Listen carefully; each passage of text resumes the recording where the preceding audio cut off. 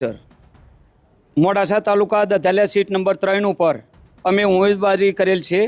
ઉમેદવારમાં અમે લગભગ 6 કે 7 જણાએ અમે માગણી કરી હતી ને અમે સક્ષમ હતા બધા લડવા માટે, બરાબર ને. અમે કમનને લઈને ચાલીએ છીએ. છતાંય અમારા ઉપરથી નેચરથી અમારા કોઈનું પણ નામ આપ્યું નથી. દધાલિયા ને આયાત ઉમેદવાર લાયા છે.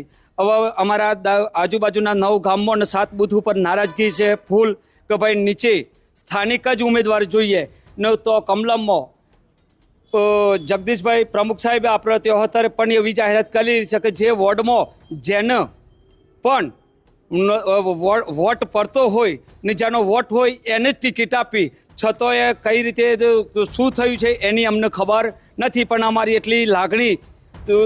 એટલી બધી લાગણી દુભાઈ છે તો અમારે લાગણીનો માન રાખી ને જો ટિકિટનો ફેરફાર કરે ને અમારે એવું નથી 7-8 જે અમે કેન્ડિડેટ સ્થાનિક છીએ એમાંથી ગમે તે એક ઉમેદવાર જાહેર કરો, અમે વધારી લેશું. હું દધાલિયાનો રહેવાસી છું. અત્યારે કમલમની અંદર અમે એ રજૂઆત કરવા માટે આવ્યા છીએ કે તાલુકા પંચાયતની દધાલિયા સીટ ઉપર બહારનો ઉમેદવાર મૂક્યો છે.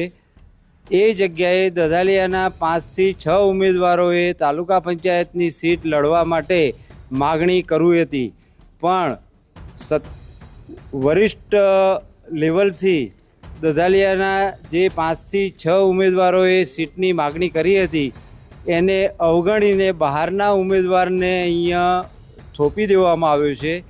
એનો દધાલિયા ગામ વિરોધ કરે છે અને આ બાબતે કંઈ પણ ઘટતું કરીને સીટની અંદર ફેરફાર કરી આપવા માટે અમે અરજ કરવા માટે અહીંયા કમલમ મોડાસા ખાતે ઉપસ્થિત થયા છીએ.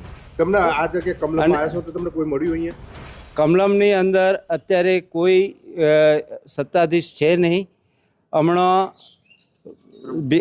પ્રમુખ સાહેબ જે ભીખાજી ઠાકોર છે એમને ફોન ઉપર વાત થઈ તો એમને અત્યારે ખાલી સાંત્વન આપ્યું છે કે હું આવું છું. હવે આગળ ઉપર શું થાય છે એ અમને કંઈ ખબર નથી.